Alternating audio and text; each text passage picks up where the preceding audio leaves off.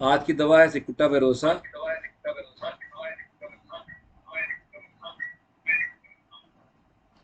और सिकुटा वेरोसा is the one of the most active of the poisonous umbellifera. Its chief action influence the excite medulla oblongata (GIT) skin. देखो यहाँ पे respiratory की बात हमने नहीं की है, जेनाइटल्स की बात नहीं की है, हमने बात की है मेडुला जीआई स्किन। हमने तीन चीजों के बारे में बात की है। और जब मेडुला इफेक्ट हो रहा है तब वहां पे ट्विचिंग और जर्क आ रहे हैं, ट्विच और जर्क हो रहा है। Next slide. इसको वाटर हेमलॉक या काउ बैन बोलते हैं।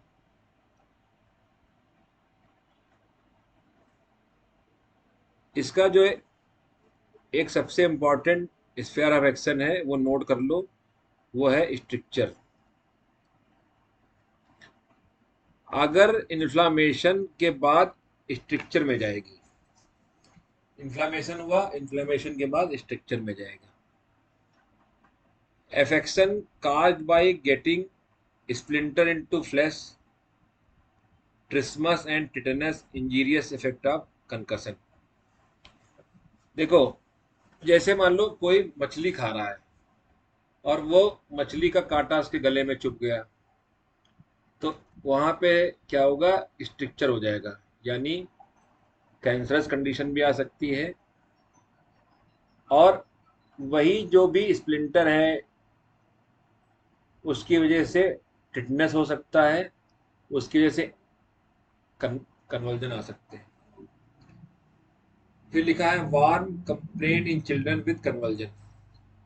तो ये दवा कंपटीट करती है सिना के साथ, सिना में भी वार्म कंप्लेंट के साथ कन्वल्सन आ जाते हैं। फिर हम लोग बात करते हैं टिश्यूज में कि एक्ट पर्टिकुलर या नर्वस सिस्टम। नर्वस सिस्टम में भी cerebrospinal irritant producing tetanus, epileptic and epileptiform convulsion, trismus and local tonic and clonic spasm in general, congestion to brain and spinal cord, also lungs and abdominal viscera, tonic spasm और extension और flexion। इसमें tonic और clonic दोनों ही मिलेंगे। एक बात, कंकसन of brain को कोई बताने की कोशिश करेगा, what is concussion of brain. Next slide खोल लो, what is concussion of brain.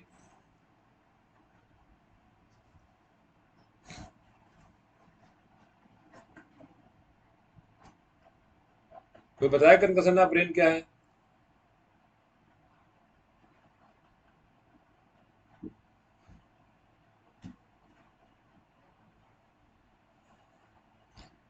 एक आदमी मोटरसाइकिल से जा रहा है और उसका एक्सीडेंट हो जाए, एक आदमी कार से जा रहा है उसका एक्सीडेंट हो जाए, या ऐसी कंडीशन जहां पे ब्रेन इंजरी हो, वो भी ब्लो की वजह से, वायलेंटली शेकिंग ऑफ हेड।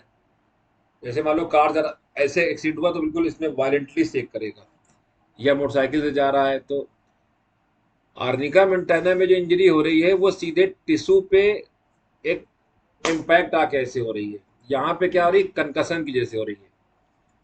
तो बेसिकली हो इंजरी रही है, लेकिन इंजरी होने का तरीका अलग है। जैसे बेलिस पर की इंजरी कैसी है, डीप टिश्यू में इंजरी है, डीप टिश्यू में। यहाँ पे जो इंजरी हो रही है वो कंकसन के तौर पे हो रही है, और वो कंकसन कहाँ का है, ब्रेन का।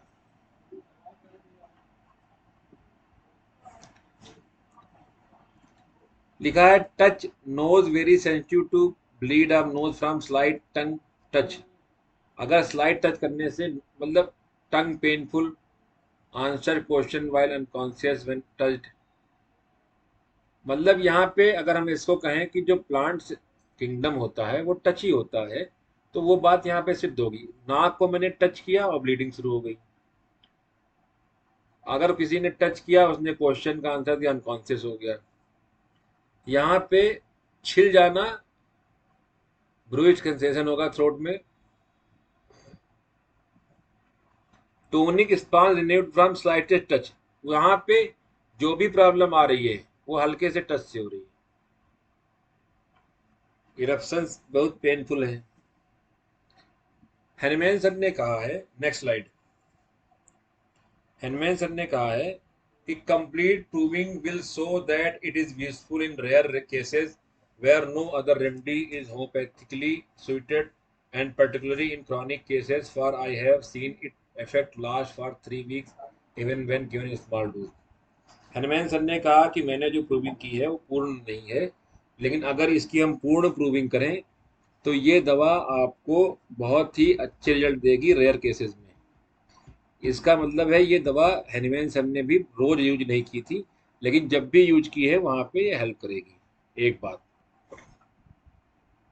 फिर वो सिम्टम में पढ़ रहा हूँ जो, नेक्स्ट स्लाइड खोलो, जो हनुमान सर ने प्रूविंग में दिए। He became indifferent to everything and began to doubt whether this was really the condition in which he was। He became indifferent to everything।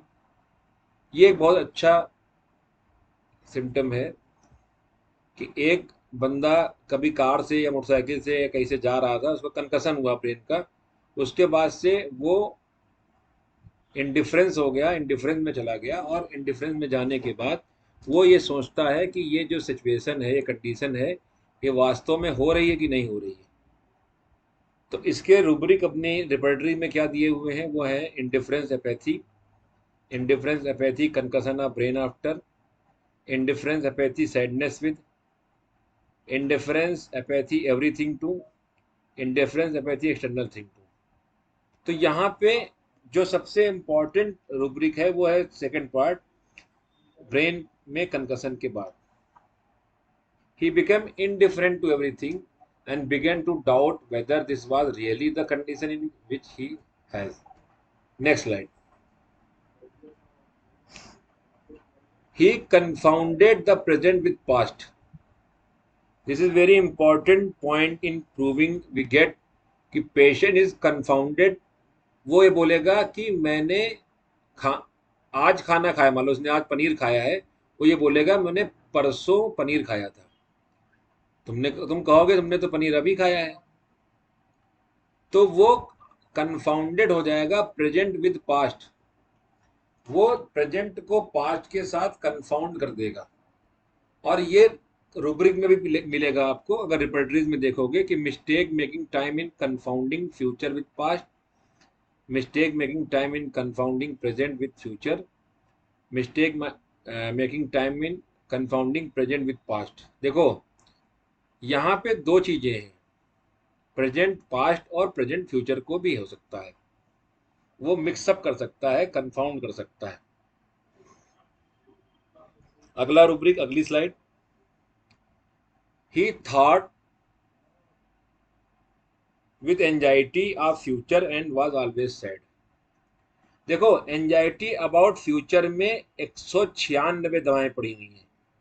इसका मतलब है एंजाइटी अबाउट फ्यूचर होना कोई बहुत बड़ी एक बीमारी नहीं है, पैथोलॉजी नहीं है, लेकिन anxiety about future with sadness is a very important symptom which is given in proving by Dr. Hnuman sir, or only 7 drugs are there। Cicuta is a main drug which have anxiety with sadness। Next slide। Anxiety, he was violently affected by sad story। This is very important, very important symptom। This is always helpful for you। उसको कोई भी sad story सुनने के बाद, हम Calcarea car में तो पढ़ते हैं, लेकिन सैड स्टोरी सुनने के बाद वो बीमार हो जाती है। डॉक्टर शंकरन अपनी किताब सोल ऑफ रेमेडी में केस भी लिखते हैं कि एक फादर अपने बच्चे को एक ऐसी कहानी सुनाता डरावनी, उसके बाद से उसको बहुत ज़बरदस्त सीवियर एक्जिमा प्रॉब्लम आ जाती है।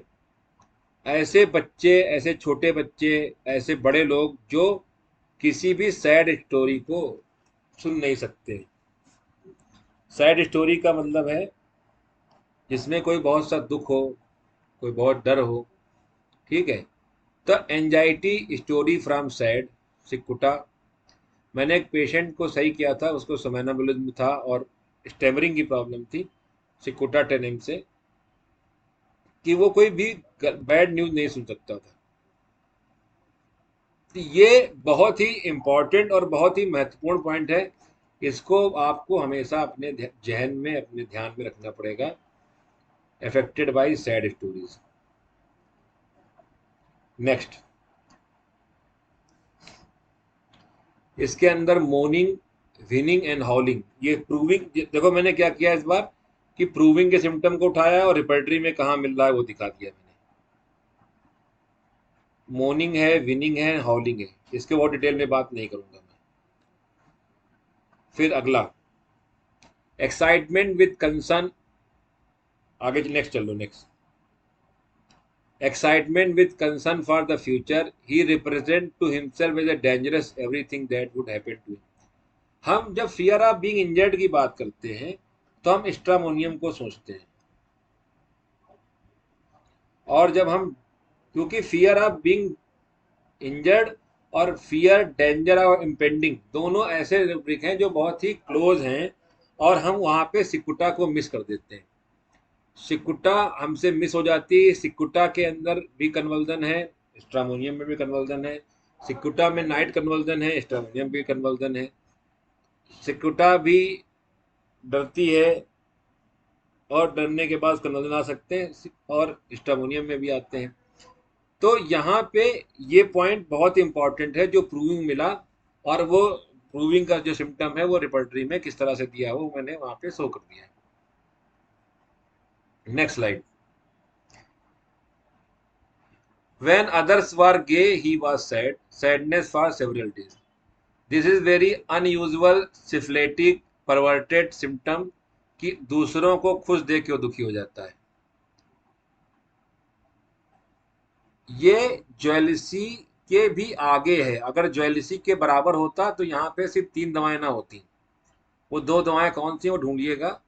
यहाँ पे सिर्फ 3 दवाएं हैं जो अन्य किसी को सुखी देख के दुखी हो जाती हैं।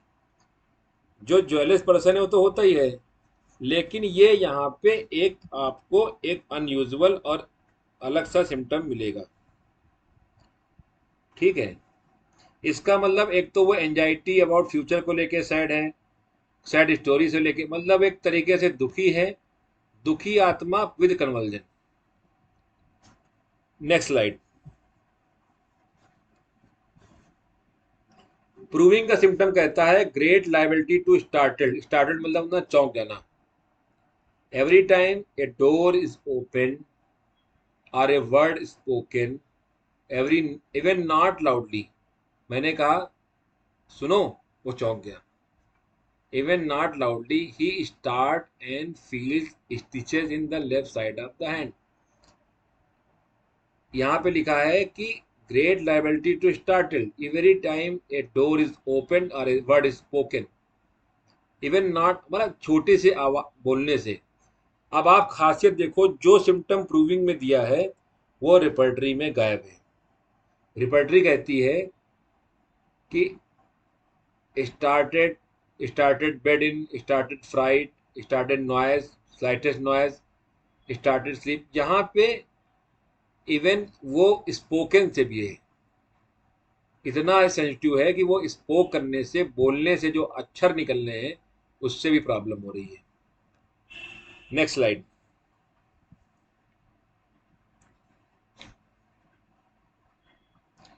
He did not think he was living in the ordinary conditions. Everything appeared to him strange and almost frightful. It was as he woke up of an acute fever and saw all sort of figure, yet he did not feel corporally ill।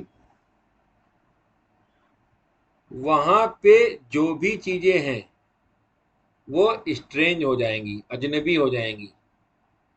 कई बार ये patient के साथ दो तरीके से हो सकता है। एक बीमारी कंडीशन में हो सकता है, एक इंसान जो अभी तक सबको चाहता था, लोगों से मिलता जुलता था, उसके लिए सारी चीजें स्ट्रेंज हो चुकी हैं, अजनबी हो चुकी हैं। तो फिर वो गाना गाता है, ए अजनबी तू भी कभी आवाज दे कहीं से। जो उसके खास थे, ऐसे करीबी थे, वो अजनबी हो जाते हैं। अब आप इसको इसको ऐसे समझते चलोगे कि सिकुटा वायरोसा एक तो डरा, चोट खाया, दुखी हुआ और अब अलग होने लगा। Next slide. Mania after unusual sleep, heat of the body, he see leaped out of bed, dance, laughed and did all sort of, नाचेगा, गाएगा, हंसेगा और पुलिस बिहेवियर करेगा और क्या। Jumped about constantly, clapped her hand and at the same time was very red in face। आप यहाँ पे जब रेडनेस ऑफ फेस देखेंगे तो गलती से बेलाडोना प्रेस्क्राइब कर सकते हैं, आपको ये गलती नहीं करनी है। इंसैनिटी मैडनेस में बहुत दवाएं हैं। इनसैनिटी मैडनेस विद डांसिंग में सिर्फ 5 दवाएं हैं। इनसैनिटी आफ्टर डिलीवरी में 39 दवाएं हैं। इनसैनिटी हीट ड्यूरिंग में 14 दवाएं हैं। इनसैनिटी पुलिस में 10 दवाएं हैं। इंसैनिटी सैड में कम दवाएं हैं। इंसैनिटी मैडनेस सडन, अचानक से लिखा है। मैनिया आफ्टर अनयूजुअल स्लीप, अचानक से हो गया। तो ये एक तरीके से डॉर्मेंट या सुप्तावस्था में सो रहा था जो फूट गया। Next next slide. ये जो नेक्स्ट स्लाइड है ये आपको सिकुटा के अंदर से प्लेटिना की फील कराने की कोशिश करेगी। और दूसरी मेडिसिन है nitrum carb. Depreciation and contempt of Mankind, this is the symptom of nitrum carbonicum. He fled from his fellow creature, was in higher degree disgust with their follies, and his disposition seemed to change into misanthropy. He withdraw into। अब मुझे इस आदमी से नफरत हो गई है, मैं उसका शक्ल नहीं देखती हूँ। मुझे इस आदमी से ही नहीं, मुझे पूरे समाज से दिक्कत हो गई है। तो ये प्रॉब्लम सिकुटा के साथ होती है और मिजंथ्रोपी के साथ है विद सस्पिशियसनेस, कंटेम्पचुअस सोसाइटी। ये पूरी सोसाइटी ही बेकार है। उसने अपने आप को कंटेम्प्ट करके लोगों से अलग करना शुरू किया। मैं फिर बताऊंगा, एक मेडिसिन ऐसी है जो चोट खाई, चोट खा के वो डरी, डर के या स्ट्रेंज होने गई, स्ट्रेंज होके वो कंटेम्पचुअस हो गई। फिर अगले next slide.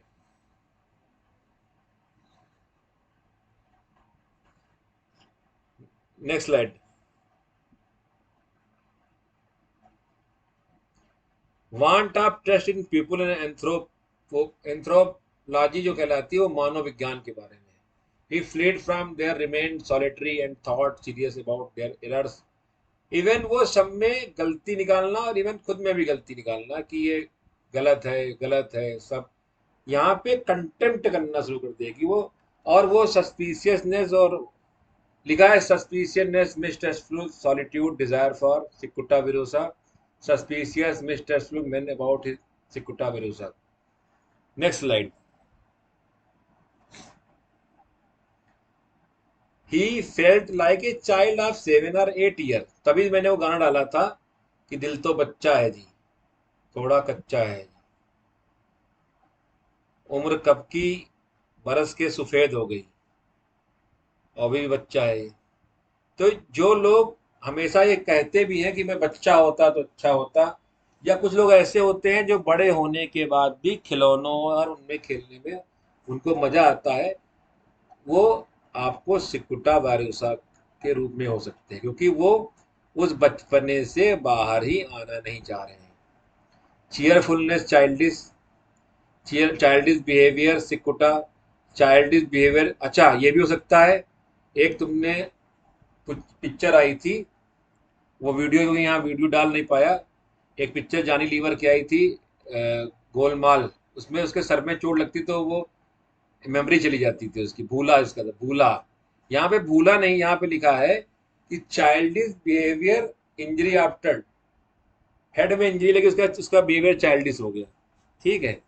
Childish behaviour, jumping out of bed, jumping bed out, happy childish state, play, desire to play toy with childish. विजयका सर का मुझे एक केस याद है। एक लड़की विजेकर सर के पास दिखाने गई, तो वो क्या करती थी, जैसे वो बैठी तो माँ के कान के लॉब्यूल से खेला करती थी, कभी वो उसके पेट से खेलती थी। वो बड़ी होने के बाद भी सॉफ्ट टॉय उसको बहुत पसंद थे, तो वो ये जो कान है, कान को भी एक टॉय की तरह खेलती थी। तो बड़े हो जाने के बाद भी उनको खिलौने चाहिए, because they feel they are childish, they are बच्चा। हम्म। आजकल देखो, इसलिए जितने भी लोग अफेयर करते हैं वो सोना बच्चा, वो बच्चा बच्चा बहुत करते हैं। वो खुद तो सिकुटा नहीं होते, लेकिन दूसरे को सिकुटा बनाने की कोशिश करते हैं। तो play desire to playful toy with childish, बचपने के खिलौने। बचपने के खिलौने क्या है कि तुम एक छोटी सी डॉल ले आओ, या छोटा सा ऐसे खिलौने जो जैसे हमारे यहाँ एक शुक्ला जी हैं, शुक्ला जी का शुक्ला जी की बहन लड़का था वो, उसका फिर बाद में वो करीब उसकी एज थी 40 साल। वो तब भी छोटी छोटी कारें रखता था, खेला करता था। और तो वो इलाज के लिए मेरे पास आता तो मैं उसको सिकुटा देता, आया ही नहीं। तो सिकुटा छोट मतलब वो बड़े होके भी छोटे बच्चों के खिलौने या उनसे खेलना पसंद करेंगे। Tranquillity of mind, he was extremely satisfied with his position in himself. ये सब तब होता है जब हेनमैन सर किसी पेशेंट को दवा दे देते हैं। उससे पहले जो भी उसकी डिस्पोजिशन मैंने बता दी वो क्या है। एक तो आपको याद रखना है childish, number 1 point, contemptuous 2 point, startling 3 point, और उसका कंकशन ऑफ ब्रेन आपको याद रखना है। आपने इतना याद रख लिया तो उसके बाद आराम हो जाएगा आपको समझने के लिए। अब मैं डॉक्टर, नेक्स्ट स्लाइड।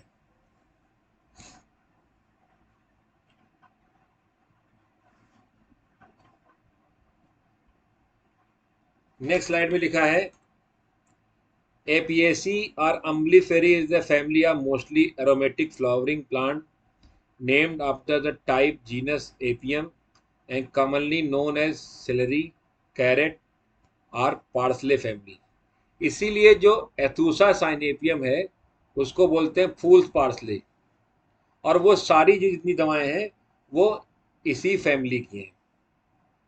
उसमें से एक दवा है, नेक्स्ट स्लाइड, ओएनथी क्रोकाटा। इसको बोलते हैं हेमलॉक वाटर ड्रॉप। देखो इसका जो फूल है, और जो मैंने इसका जो आपको काउबैन का जो आपने देखा है वाटर हेमलॉक का, वो कैसा सेम लग रहा है कि नहीं लग रहा है।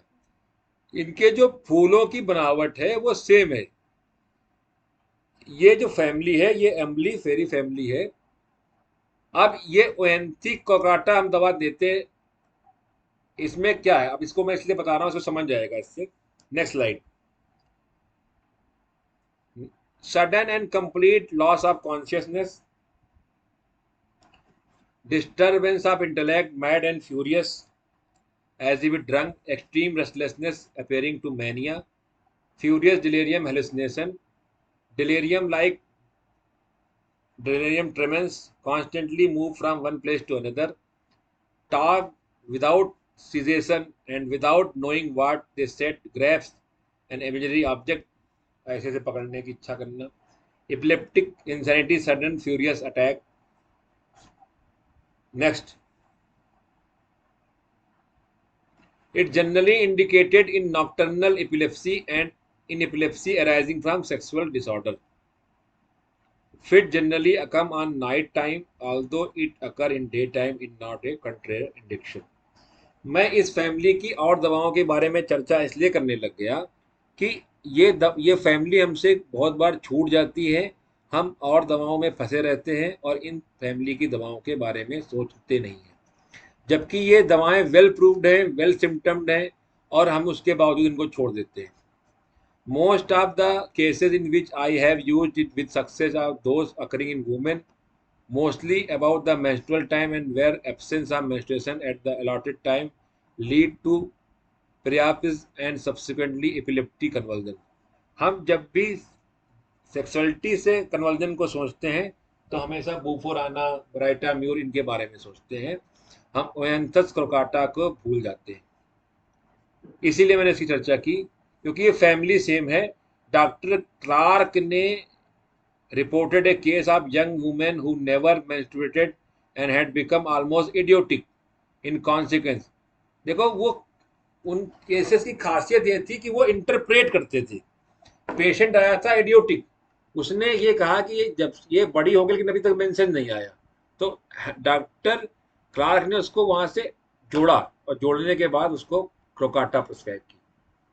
और डॉक्टर एफ एस फिश ने भी इसी तरह से एक केस सही किया था कि जहां पे मेंसेस नहीं आ रहे हैं, मेंसेस ना आने के बाद उसकी जो मानसिक अवस्था है वो चेंज हो जाए, तो वहां पे ओएंथस क्रोकाटा आपको सोचनी है.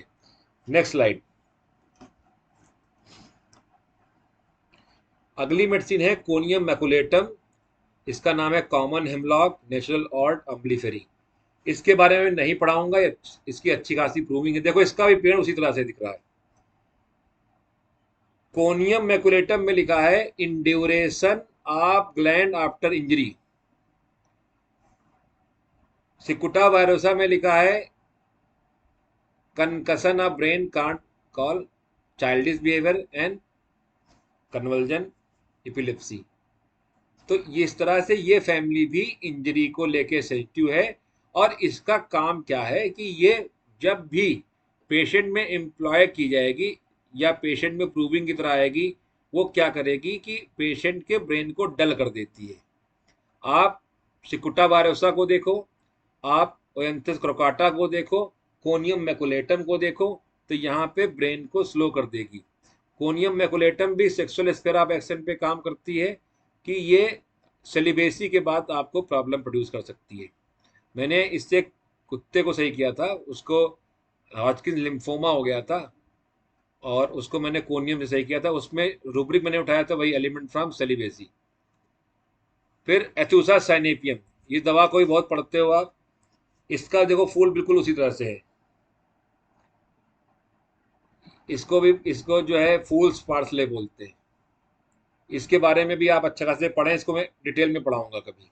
मैंने इसलिए ओएंथी क्रोकाटा इसलिए ले ली कि वो दवा आपने सुनी नहीं है या यूज भी नहीं की होगी. फिर है सुम्बूल. नेक्स्ट. अब जो सुम्बूल है, सुम्बूल पीछे जाओ, सुम्बूल का चला गया क्या? हाँ, सुम्बूल. सुम्बूल अब नेक्स्ट चलो. Next, intellect dull in morning enabled. हम ये बताना चाह रहे हैं कि इस जो खानदान है, अम्बलीफेरी खानदान है, ये कहीं ना कहीं मेंटली डल हो जाता है. Intellect dull in morning, inability to study clear. यहाँ पे पेशेंट बोलेगा कि डॉक्टर साहब मेरा दिमाग शाम आते आते बहुत क्लियर हो जाता है, दिन भर में बिल्कुल ऐसा अजीब टाइप का लगता है, दिमाग काम ही नहीं कर रहा है. तो यहाँ पे रूब्रिक है thought clearness of evening Sumbul Valeriana Zincum. और ये प्रूविंग में पाया गया. Clear inability to study clear in evening and warm. गर्मी से, अब देखो यहाँ पे गर्म होगा, वार्म होगा तो उसका दिमाग क्लियर होगा. Happy disposition with continued smiling, like Belladonna, हमेशा स्माइल करते रहेंगे. Expression idiotic. Next, cheerful smiling with continuous in chorea Sumbul, smiling Sumbul, smiling happiness with chorea. मतलब वो आपको स्माइलिंग फेस में मिलेंगे. Fear of become insane chorea. Next, hysterical mood even in men, alternating laughter, tear easily excited, emotional irritable, frigidity at first sprite और exalted then depressed. मैं ये सिर्फ इसलिए दिखा रहा हूँ कि ये कहीं ना कहीं आपको सेम लेवल पे मिलेंगी. सुम्बूल में थोड़ी सी और बातें कर लेता हूँ कि ये derange action of inhibitory nerve, while at the same time it causes paresis of cardiac branches of vagi, vertigo, faintness, dream and mental conditions show deficient innervation. Anomalous function disorder of heart occurring in person occupying particular sensitive nervous system, especially in hysterical subject, weakened heart. यहाँ पे भी वही सब चीजें आएंगी, लेकिन यहाँ पे जो स्फीयर ऑफ एक्शन है वो हार्ट के ऊपर ज्यादा है. नेक्स्ट. हाँ, ऐसा फोर्टिटा. अब एक दिमाग में पिक्चर बनना शुरू हो गई होगी. हमने पहले बात की सिकुटा वायरोसा की, फिर एंथोक्रोकाटा की, फिर हमने बात की कोनियम मैकुलेटम की, एसिडोसाइनेपियम की, आप सुम्बूल की बात की, अब ऐसा फर्टिटा की बात कर रहे हैं। They mostly are hysterical medicine, hysterics हैं ये सब। ऐसा फर्टिटा के बारे में भी डिटेल में कभी पढ़ाऊंगा, अभी इस पे बात नहीं करूंगा। Next, Phellandrium 5 leave water hemlock, again is a family Umbelliferae. ठीक, the symptoms show a general resemblance of those poisonous Umbelliferae, vertigo, headache, nausea, vomiting, diarrhoea, drowsing and weakness. अब ये पॉइंट आपके लिए बहुत इंपॉर्टेंट है, इसको नोट कर लो, समझ लो, याद कर लो, ये आपके लिए बार बार इंपॉर्टेंट है। देखो, the symptoms shows a general resemblance of those of poisonous Umbelliferae, vertigo, headache, nausea, vomiting, diarrhoea, drowsiness and weakness. एजोसाइनेपियम क्या करता है? उल्टी करता है, ड्राउजीनेस लाता है। कोनियम मैकुलेटम सेम चीज करता है। ठीक है, तो जितने भी अम्लीफेरी हैं, चाहे वो सिकुटा वेरोसा हो, ये सारे ये सेम टाइप के सिम्टम्स। हमने जब सिकुटा वेरोसा शुरू की तब यही सबसे पहले बताया कि इसका ब्रेन पे इफेक्ट है और जीआईटी पे इफेक्ट है। तो अम्लीफेरी का कॉमन सिम्टम है वर्टाइगो, चक्कर आना, सरदर्द होना, nausea, vomiting, diarrhoea, drowsiness and weakness. हम अक्सर क्या करते हैं, हम अपने रटे रटाए सिद्धांतों की वजह से एसिड फास्ट और दवाएं सोचते हैं, कभी भी हम अम्लीफेरी फैमिली को नहीं याद करते। हमको उसको याद करने की जरूरत है, इसलिए हमने उसको याद करी यहाँ पे किया है। Next,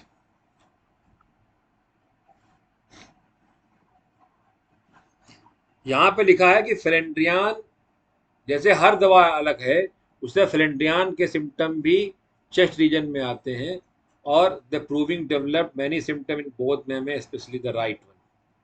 stitches shooting inward being most marked clinical experience in nursing women has further brought out a characteristic the denotes intolerable pain in lactiferous tubules। इसका स्फीयर ऑफ एक्शन को इतनी ज्यादा डिटेल में लेके चले गए हैं कि वो लेक्टिफेरस ट्यूब्यूल में काम करती है। और it has also pain in nipple on each application of child, either breast may be affected but in the right breast and nipple are most affected than left।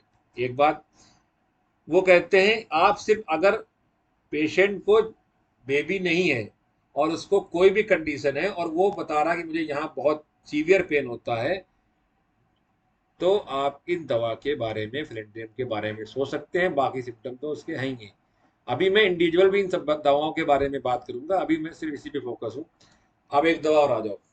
Next, hydrocotyle एसाइटिका। Asiatica जो है ये भी उसी family की है, और इसको hydrocotyle का भारत में यूज होता था, और इसको पोएलो ने the first to use it remedy in leprosy. It has been tested pathologically and clinically at place have been very defined. आपको अभी भी फाइलेरिया के केसेस में जो लेमैन है वो इसको प्रिस्क्राइब करते मिल जाएंगे। इसका स्फीयर ऑफ एक्शन कहाँ है? Rheumatic disorder, gout with very severe paroxysm, gangrene in newly born, flab little finger, syphilitic affection of skin and mucous membrane. They are very, according to Dr. Sangran, is a very leprotic medicine. Gangrene, syphilitic affection।